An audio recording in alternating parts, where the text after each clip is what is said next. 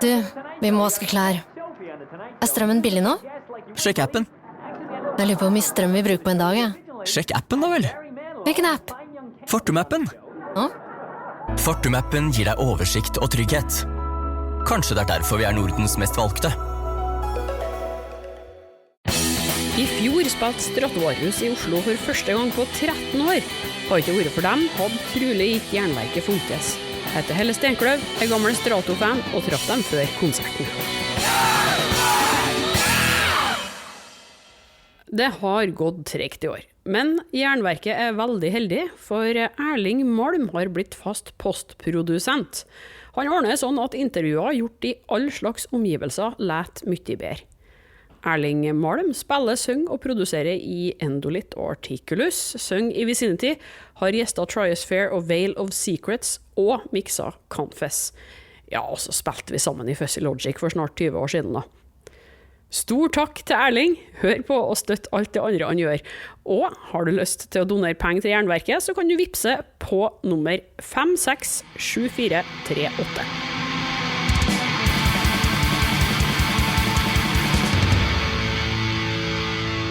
I'm pressing the record button, so... Hi! Hello! I'm sitting here with Stratovarius in Oslo a few hours before your show. So how are you guys? How has the tour been going so far? This is your third date? Yeah, so far it's been very good. Lots of people, especially in Umeå. And when was the last proper tour for us? So 2018 or 17. Yeah, something like that. So we were with Tarja Turunen in Europe, like on a bus tour. But of course, we've been doing so many summer festivals. I think it's easier to get, profitability in a summer festival than in a bus tour somehow. And then, of course, the pandemic really put everything into chaos with bus tours. I mean, you see friends who are out and they go like, "Oh my God, like buses are so expensive now and everything is kind of chaos." But we decided to try now, see how it goes. Yeah, okay, so there's a big difference on the bus touring now and before Corona? It's the same, but the prices are... The prices are like, let's say an example that the bus used to cost like €1,500 a day. Now it can be 2,500 a day. So in 1 month tour you make minus 30,000, in the big budget. So a lot of bands, they just don't do any more tours because of that. So we don't know how this will end, but we wanted to give it a try because especially we have a new album out that came out a year ago. So we thought that, okay, we want to do this tour. And so far so good. I mean, Umeå, we had almost 2,000 people.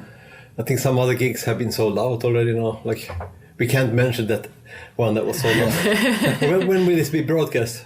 Yeah, Today? No. This is a podcast, so I don't know when yet, but hopefully not that far away. Okay. But today's show in Norway, I think it's almost sold out. Yeah. So, I think that's great. We have a good package, Last time we toured with Sonata Arctica in the year 2000, and then there was Rhapsody as well playing with us. So has it been so long? Yeah. I think I called Tommy, was it first COVID summer? And we've been talking within the band that it would be nice to do this again, and then they had similar thoughts. So then we were like, let's put it together. But we see Stratovarius' name everywhere because of the summer festivals. And that, how do you fly between those festivals, or do you actually? Yeah. Well, not in Finland, but he flies to Finland. Yeah, exactly. So, what about the album? We need to talk a little bit about that, because it's been a year, but time flies and it really doesn't feel like a year because of all this Corona shit that you were talking about. Yeah. And everyone's been talking about the last 3 years. Yeah. Can you tell me a bit about the process to the Survive album? I understood that you did this in a different way than you've done before. Yes, we did. We did it like the old school way, that actually Jens, Matthias and me, we were in the same place, like in my studios in the middle of nothing. Because we used to compose like in the past that, whoever composed the song, he sent the song like as an MP3 or whatever Dropbox link lately. And then we just rehearsed the song basically, and then somebody wrote the lyrics and then we just recorded it. But this time, especially Jens and I, we wanted to change something. Let's change something and start with composing. And I think it was a very fruitful way for us, because I think there's much more energy and on the album, and also especially melody lines, which are important to me, that they are well thought, and we were like starting from the scratch. Somebody had some idea, but nobody had like a full song. Like in the past, it was like already composed, but this time we were like, giving out some options, and we were checking, and if 2 out of 3 guys were saying this is good, then we kept it. But then if everybody was like, I don't know, man, then we just rejected it. So that it was fantastic. Yeah. I think it's like my view on it was always, you see a lot of bands doing this more and more, that they compose by Dropbox and by text message and stuff like that. So I think in a way they were doing this like pandemic kind of writing, because you saw when the pandemic came, you saw everybody's like, yeah, we wrote a song together over WhatsApp, and we had kind of been doing that before the pandemic. So we switched to like pre-pandemic mode during the pandemic, and then but before the pandemic we did the pandemic style. But the thing is, of course, if you write a song by Dropbox, this threshold where you say something, it's much, much higher than if you're sitting in the same room. If somebody has like a complete song and you go like, well, perhaps we should have a different verse, it feels like a very, very big step to say that just redo the whole song, because the verse. But if you're sitting in the same room, you can just say like, well, what the fuck do you have here? Like, do you have anything else? Like, you can say this is garbage. It doesn't sound as bad as if you type somehow, the verses are garbage in the text message. Of course, the person reading it's like, what the fuck? I spent 18 hours on this song and I put it in Dropbox. So the threshold is much higher. So in a way, we did pre-pandemic writing for the pandemic, which what we had. I mean, much of the stuff had been written by the time the virus hit. Actually, it was just finishing it. Yeah, and also like the feedback was immediate, because there was a person in the same room like, where should we go now? After verse, and then how about these chords? And then that sounds good. Yeah. Instead of like you said, that the song is there and it's very difficult to touch it anymore. Yeah. Now it was like, okay, what should we do next? Yeah. Of course, a Dropbox song in Dropbox is of course like a finished mix, and while you are working on the stuff, you have all the parts separated, so it's very, very easy to change something and move things around and discuss things. And the other thing, somebody's facial expression, it can say more than like 10,000 things that you write. If someone's like, how about we do this? How about we sing? I'm sitting in my Mercedes with diarrhea. Like, what the? Like, you don't even have to say something. This is retarded. Don't. Let's not go here whatsoever. But not in a serious way, because you just go like, you make, of course, podcast, the face doesn't show, but you make a kind of like, what the fuck face. Like, it makes a lot of sense when you say it that way, because we can't see your face on the podcast. Exactly. But does this mean that you could do the writing quicker as well? Like make better songs in a shorter time span? Make better songs. Yeah. That's the key. We spent a lot of time. I think you came to Finland 3 or 4 times and you spent like a week or 2. Yeah. And Matthias was probably at my place maybe more than 3 months altogether. So in a way we spent a lot of time. Of course, if you compare that to individual, time consuming when you're like composing your stuff, and then you put everything together, maybe less in that way. But it was super fast, the process. Basically, we started the morning, with a cup of coffee, and then we asked around, somebody has some ideas, and then somebody suggested, well, I have this. And then basically in one day we had the song music-wise ready very often. But then, of course, we probably did 20 songs or more. 25 or something. Yeah, something. And then we just dropped out the least interesting ideas, and then because in the end we were anyways running out of time, because the label said that, okay, but the master has to be ready this and this time, but we never even told them when we are ready. So yeah, I think that's part of the key thing, also not to make a promise, because that's something we've done in the past. We said, okay, we'll have the album ready by such and such date, and I think then you rush things. So I think this time, it was 7 years between the previous full-length album and this album. We just said, well, if we don't like the songs, we are not going to make an album. It's just like, maybe we never make one, but let's make the songs first, and then we promise. And of course, songs also includes like full development of what the melodies should be together with the singer. So he's tested them, and of course also lyrics, like what the song should be about and how much, like, does it even make sense to do this song? In the past, I think it's been like, because nobody else in the band is a good singer.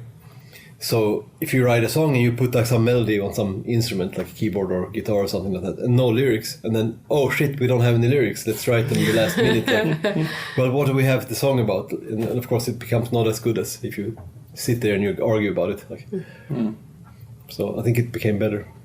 Yeah.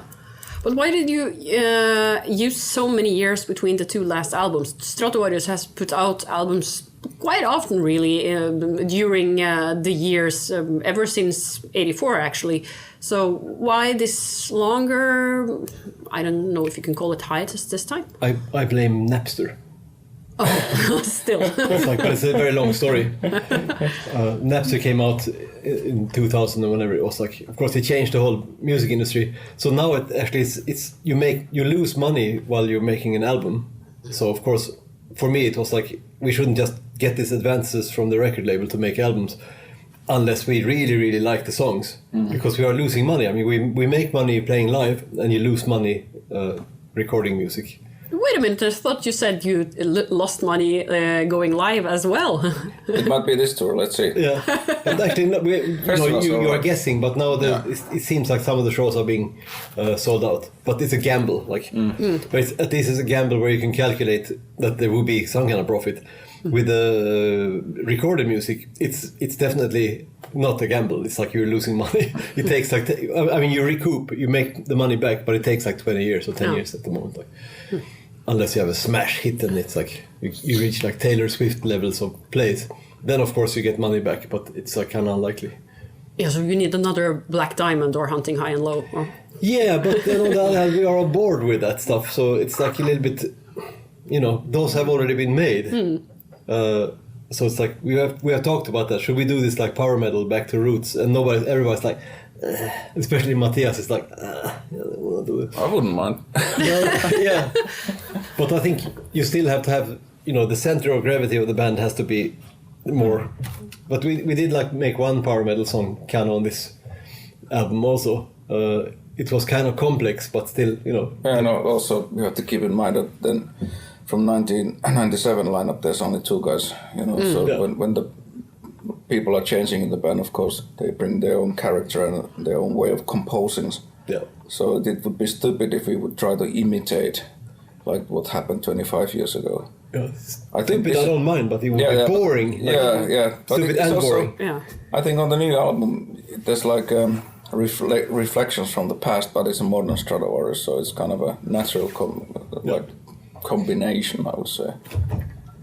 I think it's a brilliant strategy. I mean, when the old guys of the band quit, you bring younger guys in, and then the musical interest, like the center of gravity, shifts towards more modern music, and then by that time you attract more younger audience a bit. Also, like we have like a hunky drummer who's sitting there with fucking worked out like biceps, like, and all the girls are like, oh my god. As long as you are not becoming too modern with this chugga metal, it's okay. We are. I don't think so. I mean, it's still, you immediately hear it's Stratovarius. We don't intentionally try to change the style, but it's a natural development in my opinion, the whole thing. So. But I'm very satisfied with the new album, and of course it takes maybe a couple of years when people then, especially when we play some of the songs live like tonight, so then they start appreciating the sort of, I would call, new stuff after a few years. That's the way it happens, So, but the reactions have been very good. Yeah, I even heard you got the Finnish, is it Emma or Emmy, the best metal? Nomination. Nomination, okay. Nomination, yeah. but Amorphis again won it. or more. Yes, you have Amorphis and we have Enslaved, the same bands that win every year. Okay. Yeah, but that's great. And did you get a number one this time, by the way? Yeah. George, yeah. That was a nice surprise. Finland is a very special country when it comes to metal. Yeah, it is. But we need to go a little bit back in time as well. We can't only talk about these days. Yes, we can. Of course we can, but do you remember the first time you guys heard Stratovarius before you became members? I do, probably you don't. I remember also. Like, can you tell me? Next question. Well, no, but what? To me, it was like this that when I was still, well, actually, I'm nowadays living in the same little commune, like little town. But my neighbor had bought Fright Night, the first album, and I still remember that. Oh, that's a cool-looking cover. There's a snake and tombstone, and wow! And then he played it, and I said, I remember saying this, even though now it sounds stupid, but I said it that, yeah, the music sounds good, but the singer should be changed. And that was like 5 years before I joined the band. I didn't have any idea that I would be singing in this band, but that was my first reaction. Yeah. And then it became better when you came in? I hope so, but I'm not the one to judge it. I think... What about you? You said you remembered that. I was living in New York at the time, and I was sitting, funnily enough, Dream Theater's manager's office, just drinking coffee. I don't know, the social call, you know, kind of. And he had gotten this thing in the mail, a CD. It's like, I got this, you know, Sweden is close to Finland, right? It's like somehow European band, you know, like Stratovarius. And he put the CD on, and I was like, this is kind of interesting. It's kind of good, like. But he didn't really know what to do with it. Still, it was like, it's kind of like too much metal, you know. They did like prog and some other kind of styles of music with that management company, but he was also like, it's kind of good, you know, like, and I think it was Fourth Dimension album. Oh, okay. Tolkki had sent it to Dream Theater's management. Okay. And that's the first time I heard, and then of course, a few months later, I got this fax from Tolkki, like, would you like to join my band? Like, I have this. By coincidence, like It's complete coincidence, yeah. I think he was like on a roll. I mean, he was very active, I guess. Like, and I got the fax, and you know, it's like, well, you have like, what's the new album gonna sound like? So he sent some demos, and it's like, well, maybe it's interesting. So Episode became your first album. Yeah, exactly. And your first was the Fourth Dimension. Yeah. That's quite insane, actually, that both of you guys are still here after all those years, because there's been some changes in Stratovarius. Yeah, like in most of the bands. Yeah, of course. Especially in ours. Yeah, it's not so insane. What's insane is that the band is still here. Exactly. It's been very close to like crashing and burning so many times. So. Yeah, so I read some that you once said that Polaris was the album that saved the band. Timo, why is this? Well, it's because, first of all, we had a new guitar player, and then when we basically got the rights from Tolkki to use the name, we were not sure if we were going to use that name, because first we decided that let's compose the stuff and then think, because we were thinking we could change the name totally. But when we heard the demos, we were like, oh fuck, it sounds like Stratovarius, and then without making an album, of course, there wouldn't be any more Stratovarius, so it would be like us playing cover songs from Stratovarius without creating anything new. So that actually saved both the name and the band. Yeah. I think if we would have had a different name, it would have been a different band in a way. Like, I think that's like different project, kind of like. But do you think that you guys would have continued playing together if the name didn't? I think that was the plan. We do something. I mean, we didn't really know what to do. Jörg thought at the time that we should not have Stratovarius because it's from the past. It's like so many bad vibes associated with it. He wanted the band to be called Killing an Arab.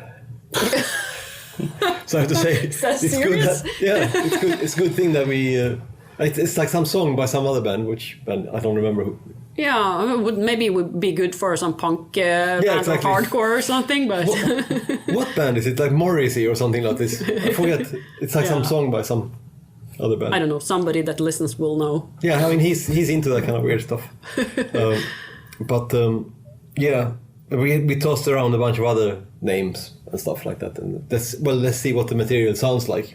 And I think what you take with you in a way is that if you keep the same singer, it sounds like the same band. That's that's the important part. We have had the same singer for very, very long time, and that's kind of like somehow the secret also. Like many other bands, they change the singers like you change underwear. Like Yngwie Malmsteens.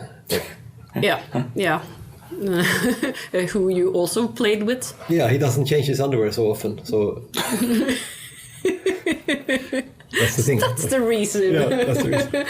Sometimes there will be like one guy on the album singing, and then on the tour there will be a different guy, and then that guy would sing on the next album, and then on the next tour the first guy would be on the tour, and then they would swap around, and then there would be a third guy. And so. But I think now he doesn't want to change the singer. Yeah, now he has the same singer always, because he's singing himself. The best singer. Yeah. Do it yourself. Yeah.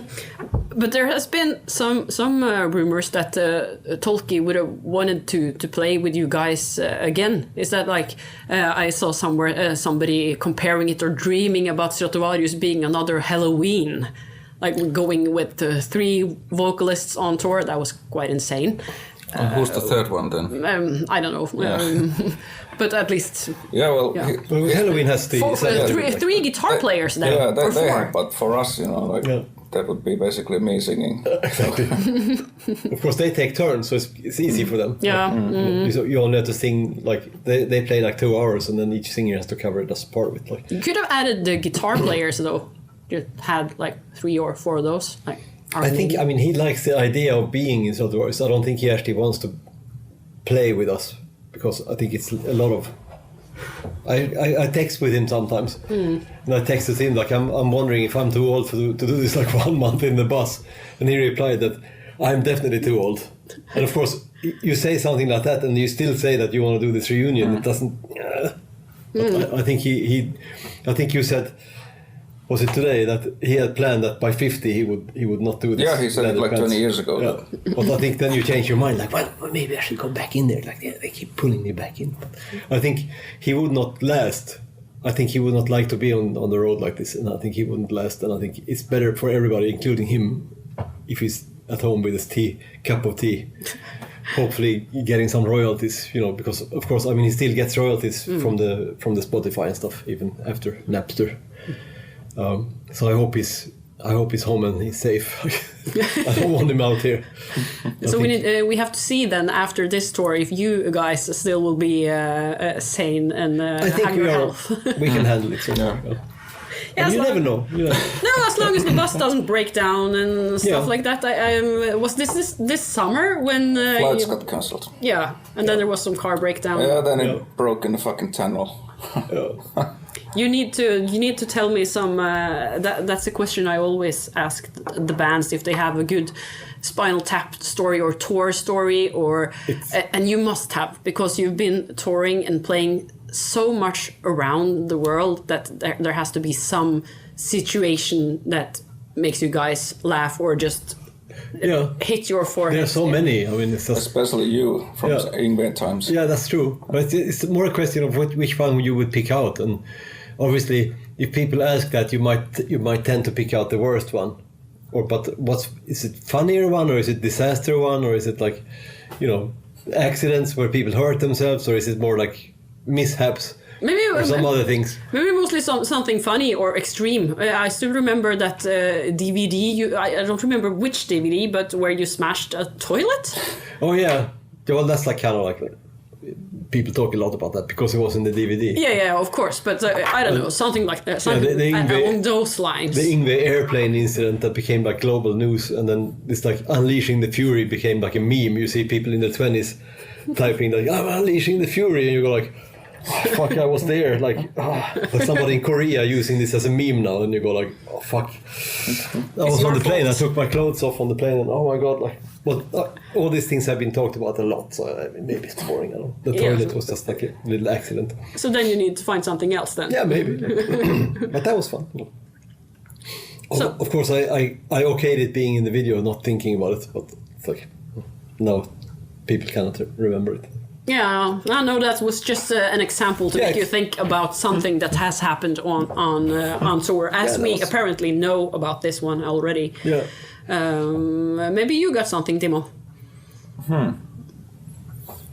Well, the funny things are very often related to this Mister over here. The ones that I remember.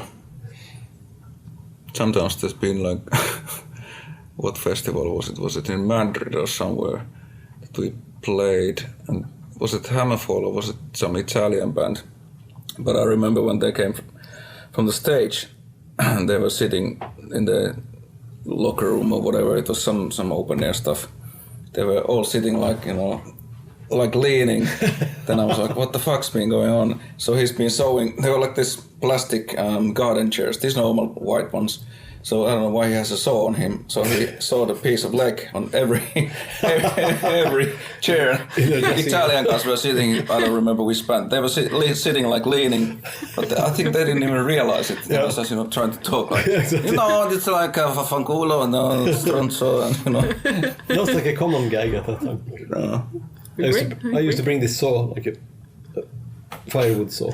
So just in case you could saw something off? Yeah, like legs, like chair legs. Like if you, I mean, it's funny when you if there's like a whole room and you take on every chair, this like becomes a bit comical because like, well, if one chair you kind of go like, okay, one chair is fucked up, but if there's like 10 of them and you collect all these stumps, you know, in a little bag. Like, I found this in my garage. I found this box of stumps. It was like, you know, I did these corners of tables and doors.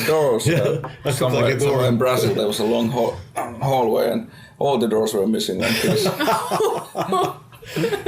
Once in Brazil I took a couch. Do you remember this? Like, it was like this big like couch with cloth. Did it? Yeah. Fuck. It was like this. But I don't have a saw with me anymore. Like. So maybe we'll wait with publishing this interview until after the tour in case you get some ideas. It's like I'm fond of saying, once you have done something 100 times, it's not as exciting anymore. I mean, when you have done it. You need to find something else. Yeah. But this interview... sorry. I wonder what it would be. Like, maybe we think of something. Maybe after this interview.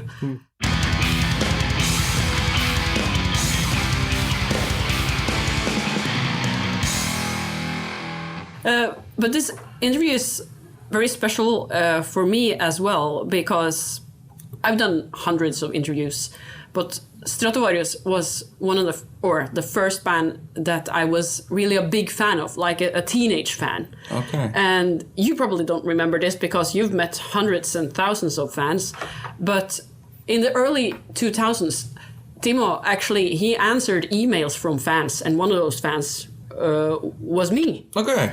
And I was also one of those waiting after the shows, trying to get hold of the band and say hi and photos. And I bet you, I think twice actually, but the time outside Pakkahuone is the one I remember the most because because I was standing there and I had to go to the bathroom, but there was nowhere to go. And then finally you came, and you were actually very nice because you talked to the fans. You took your time, and you were blah blah blah, and you remembered the emails. And so I was very happy after that day. And the long story short, I didn't make it to the toilet.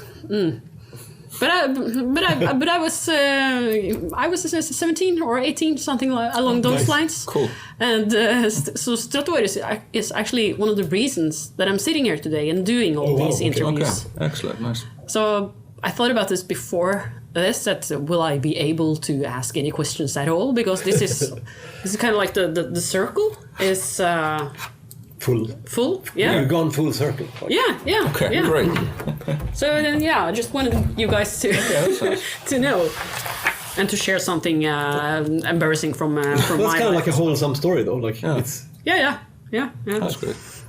But when we go back and look at your albums, there's been 16 of them now, and isn't it 16 full lengths? We lost count. No, yeah. And then there's EPs and compilations and all that kind. But what album is the one you're least... which one is your least favorite? Or the one that stands like, this one we should have done something else. We should have thrown those songs away. Or which one is like the... in your career? Well, to me it's clear. It's this 2005 Stratovarius, this Black Album, whatever you call it. Times were so bad. Self-titled. Yeah. I think between that one maybe and this Elements 2 was also a bit of an albatross. That's true. Like, even though both albums I like the songs, but it was just like more business-wise. Maybe it was like kind of stupid to do it the way we did, especially this self-titled. Yeah. There's like a lot of stupidity involved. But I don't know. I mean, I think the songs have all been quite okay. Like, and other than that, I think I wish we would have thought about this earlier to focus more on writing and not only with this last album. I think I think we could have made all these like post 2008 albums. We could have made, you know, fewer of them and maybe better songs. Like, but you know, they were made for the reason also that we were touring. It was made in conjunction with tours and stuff, and it somehow fit together anyway. Like so. Yeah, so was there like the pressure from record companies as well to do them more often at that time? I would say yes. I think the reasoning back then, and I think still some people think this way, is that if you want to make a tour, you should have an album. And I think for me, it's been many years like, why? I mean, why do you... And then we didn't make an album now for 7 years, and I was like watching the business we did on the road, and it seemed to be not affected by not having made an album. It seemed to be business as usual or better and better every year without a new album. So for me, clearly, you know, this spell has been broken. You don't have to make a new album. And I think next album, if we make one, we do the same thing. We focus like fuck on the songs, you know, just like really drill down that layer. And then if everybody likes the songs, then we start recording them. Like. But are you writing together now or just on a... Not now, because we've been busy touring and Matthias has been quite a lot in Brazil. So we were thinking about it, at least Matthias and I, we were talking quickly that when we have these gigs in Finland, that then between the show days, let's see if he comes down or not. Then you are welcome as well. Okay. So let's see. So is it true that you moved to kesämökki, like your summer right now cottage? I live in the middle of nothing. So do you have a studio and facilities there so you can actually rehearse? It's like the next building is like a studio building. So you could actually make a whole Stratovarius album and do everything, like the mixing and all there? Actually, no. We recorded all the vocals and almost all the guitars, but then drums were recorded. Was it in Finvox? I think we could have done it. Like, basically, we could. But then Matthias was mixing in his studio and some in Brazil. So it was also... Because of COVID, one of the guys who was working for the album, he got COVID like just in the last moments, and he was out of the business for 3 weeks. And then the first deadline, we crossed that line, and then the label gave another deadline, which we managed to hold. And, you know, but that was COVID times. But how do you manage with all the other stuff you're doing? Especially you. You have like thousands of projects, it seems. It's not really 1,000, but it's a few. 990. Yeah, not even that anymore. But you know, you just look at the calendar and you try to fit. It's of course this thing that we should have blocks. You kind of have to negotiate with everybody in Stratovarius because that's like the priority. But if you then have a month open, I think you did some acoustic things also in October. So you kind of like try to think of blocks where you could tell somebody else to book something. But now I was playing with this band called Rainbow, but that seems to be kind of in the back burner right now for Richie. I think he's focusing on Blackmore's Night. So there's no talk of any Rainbow gigs, and of course then the summers become much easier. Yeah, when you take away all the touring, you can just do that music in your spare time. I could just do Stratovarius in the summers, like, because when there was Rainbow also it was kind of complicated because there was not so many festivals maybe, but there was like arena gigs, and of course the arena is only available on the Saturday, you know, and then there was a Stratovarius gig also on the Saturday, and can you move it if it's a festival and all this. But it was possible to make it. 2019 was like super busy. But even you, Timo, have loaned your voice to other projects, like everything from Abrion to Heavisaurus. Yeah, but not. I haven't sang in Heavisaurus. Didn't you? No. I thought that you were. I saw that you were credited. Oh yeah, well it was just this one line. Just a line. Just one line where there was a lot of singers. So yeah, I did compose some of the songs, but that's just a couple. But anyways, I haven't been doing so many projects. Arion was like, when was it? 15 years ago? 20 years ago? Yeah, it must be. And then what else? No, I was asked to do some projects like last night as well, but I haven't been so much into them. You know, it's always voice is so recognizable, and if I have this philosophy that if I can't bring anything new to the song, why should I do it? If there's like somebody who's singing it okay, then why should I do it? I mean, I don't get it. So just I don't want to have money. Just that somebody then puts a sticker there that I'm singing. If it doesn't bring anything to the song or anything to me, so then I haven't been doing so many. I did sing couple of songs on Disney movie in Finnish version. That was already like 15 years ago. Wow, yeah. But So you haven't done any more TV after Kuorosota? That's the Finnish version of the Store Korslaget. I was like a coach on one TV thing, but I think that was probably 10 years ago. Or 8 years ago. I've been asked to do some, but... Have you done this Masked Singer? I was asked to do it, but I refused. Well. Yeah. Okay, so then we know that you will not be in the next edition, or? Sorry? So then we know that you will not be in the next edition of The Masked Singer. No, I'm not, no. Maybe sure. he's just telling that to us and he's in it. Exactly. Well, is that a good program? Where can I apply? Can I be in your program? No. But I think this studio stuff is more like office work. I mean, you can do it while you're at home, kind of, like nowadays. But of course, what eats your time is when you do gigs. And of course, that's also where the money is. But I think you do a bunch of stuff in Finland. You did some things with this army band now. Or when was it? 2 years ago. But what's the thing you did now in October? Yeah, now I had this kind of a acoustic band. We did 9 shows in Finland, and that was actually lots of fun. The guys played like violin, mandolin, guitar, and all the percussions, and that was actually that we might continue at one point, but only when Stratovarius doesn't have anything. So what was that called? It was called Robustic. My name and then Robustic. You do duo gigs sometimes? Sometimes, yeah. I think I don't have any this year since we are busy with. Yeah. But that's like you kind of have to plan that stuff around. Yeah. So is Swedish TV as interested in you as Finnish TV is in Timo? No, not at all. I mean, of course, singers are kind of higher on the ranking. Like, it's how it is. So why did you choose to play the keyboards? I don't know. When I was like 12 or something like that, we had like this basement band, and we were just like fucking around with stuff. So, don't know. It wasn't really a good conscious choice. Like, this is what I want to do. I never expected to do this for a living at all. So, same here. Complete hobby.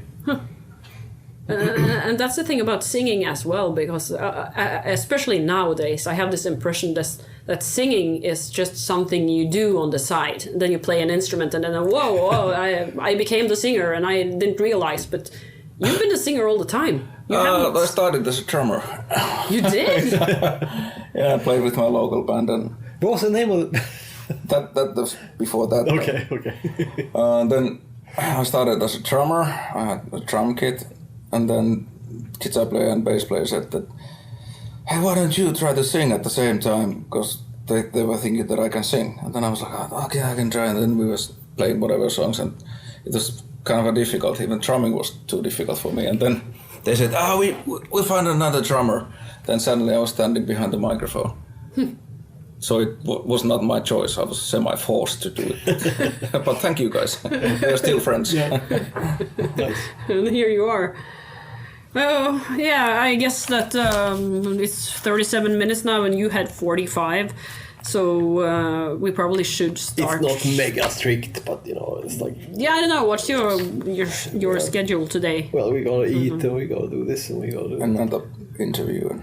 Yeah, that's like 6, I think. And warming up. Yeah. What time was show time? Do you remember? Was it 10?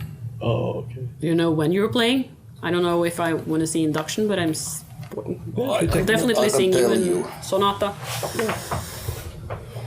We will play. We have a few other things. There was Sonata starts 8:25 and we start 10:05. Yeah, thanks. That's good to know. Then we could sit and have another beer at the neighbor pub before we go. But last but not least, it would be cool if we had a small playlist. Since I was doing radio before, we used to have songs in between, but don't do that anymore. So, do you have some favorite songs we could add just to a playlist to the podcast? From us? Yeah, then one Stratovarius song each, and then maybe 2 other favorites each. Is that possible? Yeah. So. So, of course, I would pick something from the last album. I would pick then this. Yeah, me too. Maybe I pick Broken as a song because it's kind of progressive. Then I pick Frozen in Time. Yeah, there you go. Good selection. And then other bands. I don't even know what should I pick. I can start. Yeah. Yeah. I used to listen to this music called rockabilly. It was very popular at the time in Finland, and I was recording for a cassette. I put this. There was one rock show in the biggest radio in Finland, and I put it recording because my mom called me to eat some lunch, whatever. And then I came back after eating, and I started to listen to this cool rockabilly music. And there was one song that sticked out, and I was like, what is this song? And I forwarded it always like, And then I got lazy, and I listened to all of the tape. And then I suddenly realized that I was listening to this one song that I didn't want to listen to at all, and it was AC/DC's Hell Spells. So that's how my metal started. So. Okay. And then rockabilly went away. Okay. Okay. Any ideas from this? Well, maybe you take let's say some Deep Purple song. Let's say you take... How long could it be? I guess it's unlimited. The unlimited, and I wouldn't care if it wasn't radio either. Charlie Time. Exactly. We need longer songs on radio. If you want to have something I used to listen to when I was growing up, this Deep Purple Made in Japan album, and one of the most funny songs there, it's this Space Truckin' from this Made in Japan album, which I kind of freaked out with all this Gustav Holst shit in the middle and like God knows what. But I guess they were just having fun. I don't know, like jet lagged out of their brains somewhere in Japan, like. So I love that album, and I think almost everybody who I ever played with has listened at least something to this album, like Made in Japan. So. It's a great album. Live Space Truckin' from Made in Japan. Yeah. So would you like to add any more songs, or should we call it quits with 4 songs? No, then you could add Lazy from Made in Japan. And then... or Heaven and Hell by Black Sabbath. Yeah, that's a good one. I'm picking all the slow songs. Yeah, exactly. Well, if I don't pick something from Made in Japan, what should I pick? For instance, like Rainbow Kill the King, that's always a good one. Like, from the live album, it's on stage. That's also Richie then, of course. Didn't Stratovarius cover that song, Kill the King, or no? But Tolkki was singing it because I refused to sing any Dio stuff on the album at why? the time. Because that was my biggest idol. Yeah, of course, and you had that thing with if somebody could do it just as well or better. Well, not in this case, because I knew that I'm not gonna get even close. So he's still the best heavy metal singer ever. But you did sing Priest, though. Priest, yeah. That I did. Well, Halford is good, but he's not Dio. So it's just when you have somebody, Like, so why do you hate Halford? No, I don't hate him. I like him a lot, but Headline: Timo Kotipelto hates Halford. No, he's still good. Same as I wouldn't probably sing anything on the album done by Bruce Dickinson because he's top notch. So it's like. Okay, so this is one of the main questions, actually: Iron Maiden or Judas Priest? Judas Priest, of course. Well, that's a tough question. I would need to pick Maiden because that was the they're like way second band after. Well, it was basically AC/DC and then Iron Maiden, and thanks to my neighbor and the album covers. He also the same guy. Hello, Marco, if you listen to this. He also made the trick that he recorded. I think it was Peace of Mind album or the other one that he recorded 2 times B-side for my cassette, and I was so pissed off because I turned the cassette and same songs like, what the fuck. The good old times. Yeah. Well, I think Priest, of course. I mean, Iron Maiden is like so pretentious, and it is Judas Priest. I mean, fuck you, Iron Maiden. I mean, this is terrible. nice headline. This makes me so happy. Judas Priest, they have like a sense of humor. I like, that one of my favorite things about Judas Priest is like all of these homophobic metal people were idolizing them for years before they knew that he's gay. Fuck these gay people. I like Judas Priest. Then he comes out and people are like, oh no, and they also, does that make me gay now too? Like, oh no. That angle is fantastic. But mostly they have a sense of humor. It's like this the best of British humor kind of like self-deprecating kind of like. Not so serious image, but still very good music. So now I got my headlines. Yeah, exactly. Exactly. Okay. You hate Halford, and I say fuck you. No, I don't hate him. And I said fuck you. I also love Priest, but if I had to choose, I'm just kidding. At least it's one each. Yeah. All right, so that's 44 minutes, and then we need to take some pictures, but we can do that outside where there's better lighting, I guess. Yeah. Du har hørt et intervju med Stratovarius innspilt i oktober 2023. Likte du det, kan du for eksempel høre intervjuene med Sonata Arctica, Scorpions og Judas Priest. Neste episode kommer forhåpentligvis snart. Jeg traff Sovereign etter platesleppet i vinter. Vi var egentlig litt sånn der sulke og endte opp med å kjøre den der Au Noir Black Trash-greia til å begynne med, men så fant vi det egentlig ut at det var ikke helt det vi hadde lyst til å gjøre. Det lønner seg å fortsette å følge Jernverket på jernverket.com, Instagram og Facebook, så får du med deg når det skjer noe. Og gjør ikke du det allerede, abonner på Jernverket podcast via podcast-app, eller gå inn på jernverket.com. Vil du bidra med noen kroner til fortsettelser, kan du gi støtte via Vips. Info legg i episodebeskrivelser. Helle Stenkløv, det meg. Jeg håper vi høres igjen.